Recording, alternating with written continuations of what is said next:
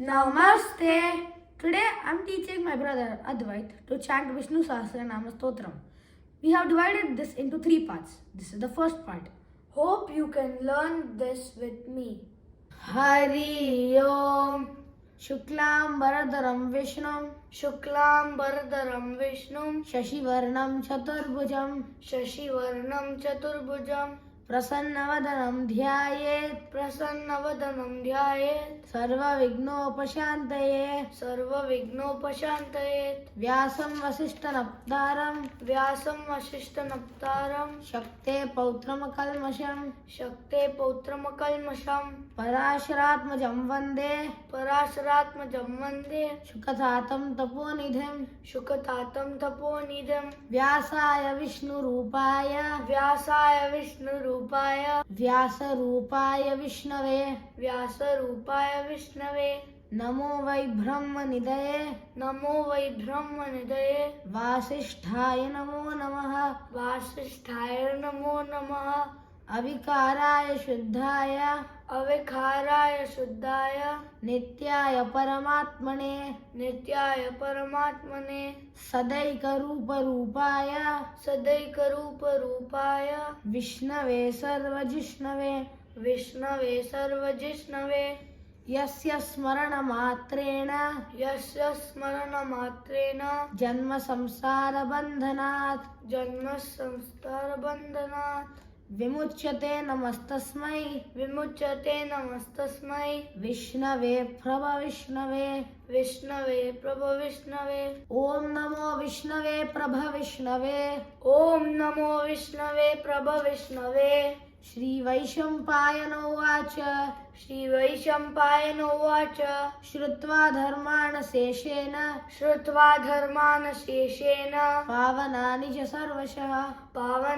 Sarvashah Yudhishthira Shantanavam Punarevabhyabhashata Yudhishthira Uvacha Kimekam Daivatam Loke Kim Vapyekam Parayanam Stuvantakam Kamarchanta Prapnuyormanava Shubham Ko dharma sarva dharmanam Bhavata paramo matah Kim japan muchyate jantur Janma samsara bandhanat Shri Bhishma Uvacha Jagat Prabhum Devadevam Anantam Purushottamam Stuvan Nama Sahasrena Purushassa Tatottita Tameva Charchayan Nityam Bhaktya Purushamavyayam Dhyayan Stuvan Namasyam Cha Yajamanasameva Cha Anadinidanam Vishnum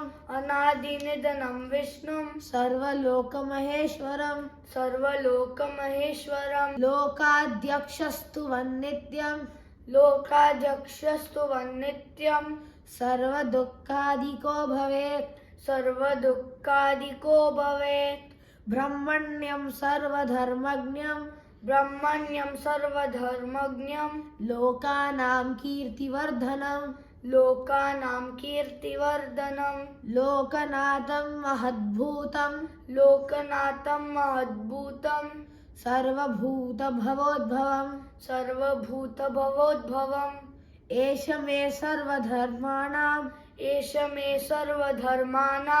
Dharmodhikatamo matah Yadbhaktya pundarikaksham Staver Rachennaras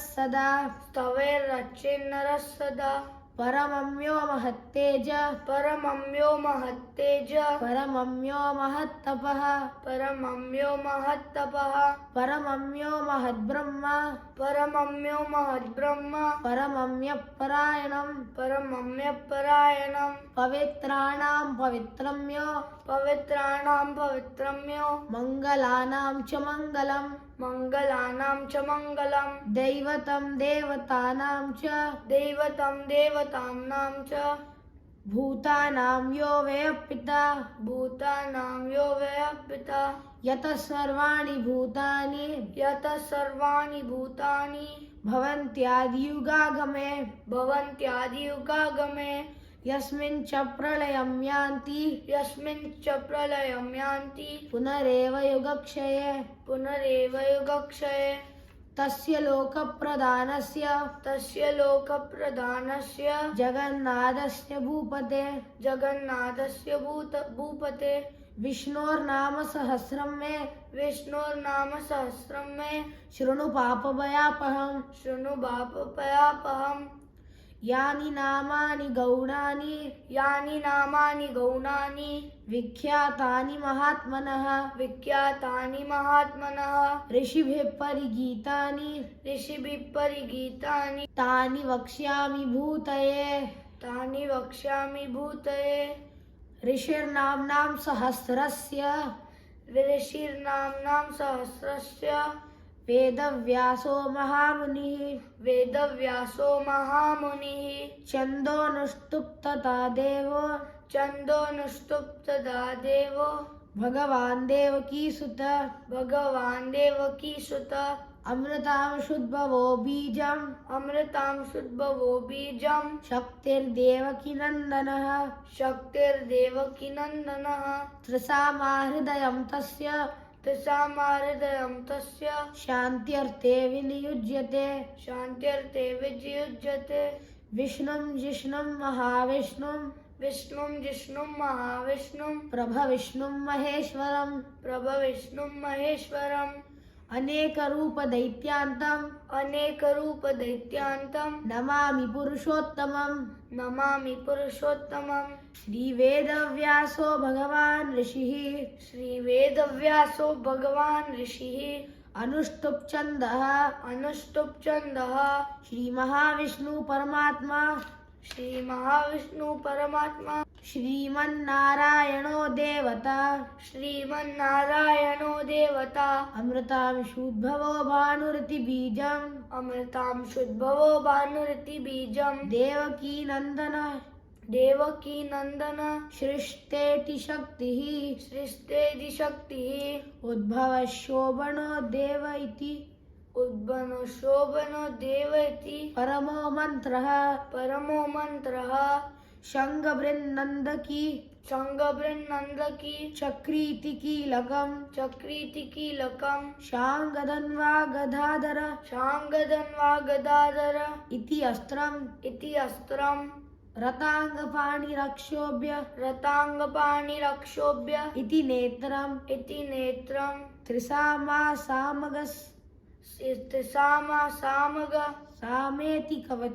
सामेति कवचम् आनन्दं परब्रह्मेति योनिः ऋतुसुदर्शनकाल इति दिग्बन्धः श्रीविश्वरूप इति ध्यानम् श्रीमहाविष्णु प्रीत्यर्थे सहस्रनाम जपे विनियोगः ध्यानम्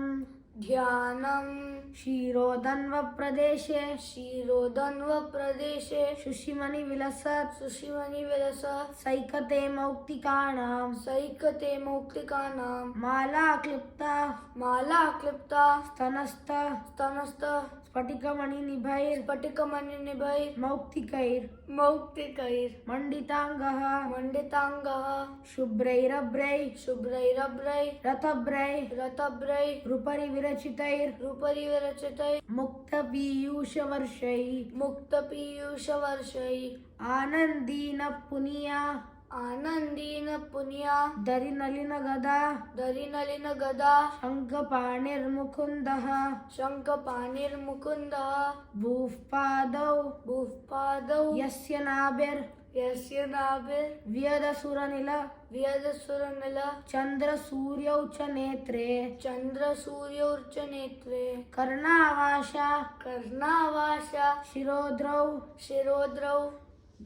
मुखमपि दहनो मुखमपि दहनो यस्य वाष्टेयमब्धिः यस्य वाष्टेयमब्धिः अन्तस्तं यस्य विश्वम् अन्तस्तं यस्य विश्वं सुरनरखग सुरनरखग गोभोगि गन्धर्वदैत्यैः गोभोगि गन्धर्वदैत्यैः चित्रं रं रम्यते तं चित्रं रं रम्यते तं त्रिभुवनवपुषं त्रिभुवनवपुषं विष्णुमीशं नमामि विष्णुवीशं नमामि।